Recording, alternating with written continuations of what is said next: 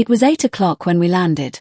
We walked for a short time on the shore, enjoying the transitory light, and then retired to the inn and contemplated the lovely scene of waters, woods, and mountains, obscured in darkness, yet still displaying their black outlines. The wind, which had fallen in the south, now rose with great violence in the west. The moon had reached her summit in the heavens and was beginning to descend. The clouds swept across it swifter than the flight of the vulture and dimmed her rays, while the lake reflected the scene of the busy heavens, rendered still busier by the restless waves that were beginning to rise. Suddenly a heavy storm of rain descended. I had been calm during the day, but so soon as night obscured the shapes of objects, 1,000 fears arose in my mind. I was anxious and watchful, while my right hand grasped a pistol which was hidden in my bosom. Every sound terrified me, but I resolved that I would sell my life dearly and not shrink from the conflict until my own life or that of my adversary was extinguished.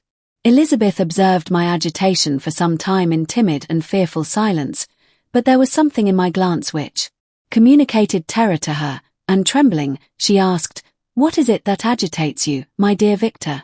What is it you fear?" "Oh, peace, peace, my love," replied I. "This night, and all will be safe, but this night is dreadful, very dreadful." I passed an hour in this state of mind, when suddenly I reflected how fearful the combat which I momentarily expected would be to my wife, and I earnestly entreated her to retire, resolving not to join her until I had obtained some knowledge as to the situation of my enemy. She left me, and I continued some time walking up and down the passages of the house and inspecting every corner that might afford a retreat to my adversary. But I discovered no trace of him and was beginning to conjecture that some fortunate chance had intervened to prevent the execution of his menaces when suddenly I heard a shrill and dreadful scream. It came from the room into which Elizabeth had retired. As I heard it, the whole truth rushed into my mind, my arms dropped, the motion of every muscle and fibre was suspended. I could feel the blood trickling in my veins and tingling in the extremities of my limbs. This state lasted but for an instant. The scream was repeated, and I rushed into the room. Great God! Why did I not then expire? Why am I here to relate the destruction of the best hope and the purest creature on earth? She was there, lifeless and inanimate, thrown across the bed, her head hanging down and her pale and distorted features half covered by her hair. Everywhere I turn I see the same figure, her bloodless arms and relaxed form flung by the murderer on its bridal bier. Could I behold this and live? Alas! Life is obstinate and clings closest where it is most hated. For a moment only did I lose recollection. I fell senseless on the ground. When I recovered I found myself surrounded by the people of the inn. Their countenances expressed a breathless terror, but the horror of others appeared only as a mockery, a shadow of the feelings that oppressed me. I escaped from them to the room where lay the body of Elizabeth, my love, my wife, so lately living, so dear, so worthy. She had been moved from the posture in which I had first beheld her, and now, as she lay, her head upon her arm and a handkerchief thrown across her face and neck, I might have supposed her asleep. I rushed towards her and embraced her with ardor, but the deadly languor and coldness of the limbs told me that what I now held in my arms had ceased to be the Elizabeth whom I had loved and cherished. The murderous mark of the fiend's grasp was on her neck, and the breath had ceased to issue from her lips. While I still hung over her in the agony of despair, I happened to look up. The windows of the room had before been darkened, and I felt a kind of panic on seeing the pale yellow light of the moon illuminate the chamber. The shutters had been thrown back, and with a sensation of horror not to be described, I saw at the open window a figure the most hideous and abhorred. A grin was on the face of the monster. He seemed to jeer, as with his fiendish finger he pointed towards the corpse of my wife. I rushed towards the window, and drawing a pistol from my bosom, fired. But he eluded me, leaped from his station, and running with the swiftness of lightning, plunged into the lake. The report of the pistol brought a crowd into the room. I pointed to the spot where he had disappeared, and we followed the track with boats. Nets were cast, but in vain. After passing several hours, we returned hopeless, most of my companions believing it to have been a form conjured up by my fancy. After having landed, they proceeded to search the country, parties going in different directions among the woods and vines. I attempted to accompany them and proceeded a short distance from the house, but my head whirled round, my steps were like those of a drunken man. I fell at last in a state of utter exhaustion. A film covered my eyes, and my skin was parched with the heat of fever. In this state I was carried back and placed on a bed, hardly conscious of what had happened. My eyes wandered round the room as if to seek something that I had lost. After an interval I arose, and as if by instinct, crawled into the room where the corpse of my beloved lay. There were women weeping around. I hung over it and joined my sad tears to theirs. All this time no distinct idea presented itself to my mind, but my thoughts rambled to various subjects, reflecting confusedly on my misfortunes and their cause. I was bewildered, in a cloud of wonder and horror. The death of William, the execution of Justine, the murder of Clerval, and lastly of my wife. Even at that moment I knew not that my only remaining friends were safe from the malignity of the fiend. My father even now might be writhing under his grasp, and Ernest might be dead at his feet. This idea made me shudder and recalled me to action. I started up, and resolved to return to Geneva with all possible speed. There were no horses to be procured, and I must return by the lake, but the wind was unfavourable, and the rain fell in torrents. However, it was hardly morning, and I might reasonably hope to arrive by night. I hired men to row and took an oar myself, for I had always experienced relief from mental torment in bodily exercise. But the overflowing misery I now felt, and the excessive agitation that I endured rendered me incapable of any exertion. I threw down the oar, and leaning my head upon my hands, gave way to every gloomy idea that arose. If I looked up, I saw scenes which were familiar to me in my happier time and which I had contemplated but the day before in the company of her who was now but a shadow and a recollection. Tears streamed from my eyes. The rain had ceased for a moment, and I saw the fish play in the waters as they had done a few hours before. They had then been observed by Elizabeth. Nothing is so painful to the human mind as a great and sudden change. The sun might shine or the clouds might lower, but nothing could appear to me as it had done the day before. A fiend had snatched from me every hope of future happiness. No creature had ever been so miserable as I was. So frightful an event is single in the history of man.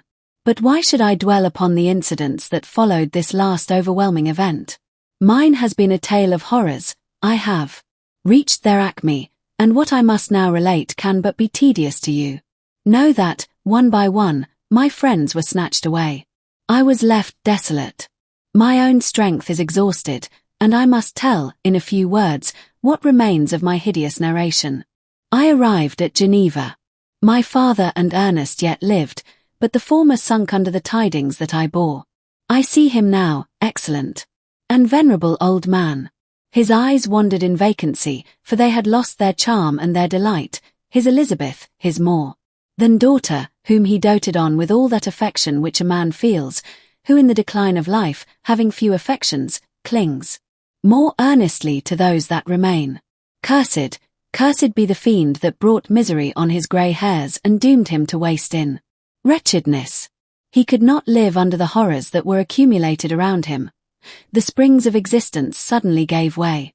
He was unable to rise from his bed, and in a few days he died in my arms. What then became of me?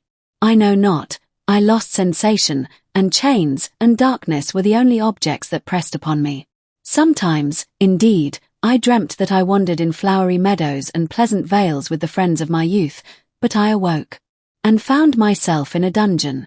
Melancholy followed, but by degrees I gained a clear conception of my miseries and situation and was then released from my prison. For they had called me mad, and during many months, as I understood, a solitary cell had been my habitation.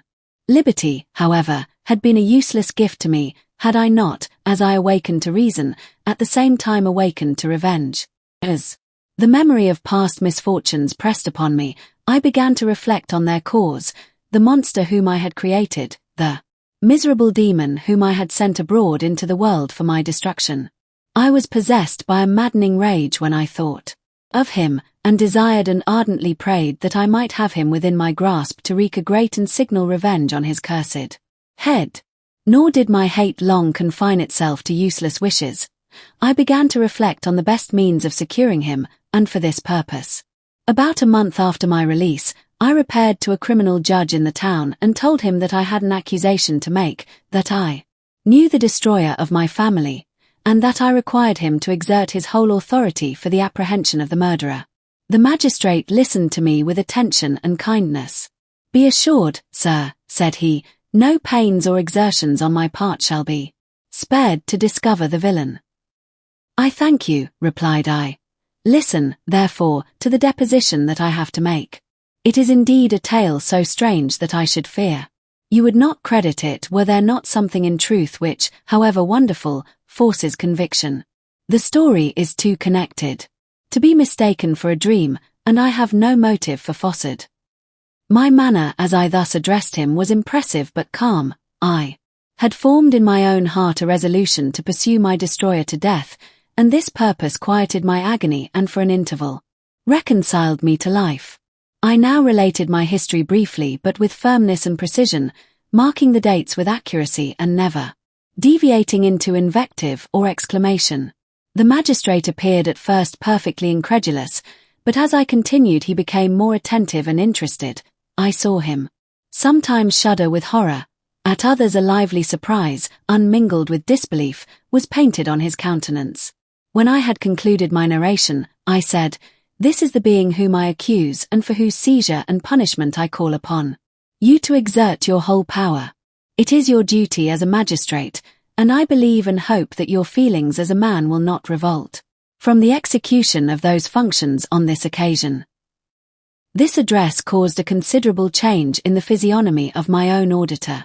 He had heard my story with that half kind of belief that is given to a tale of spirits and supernatural events, but when he was called upon to act officially in consequence, the whole tide of his incredulity returned.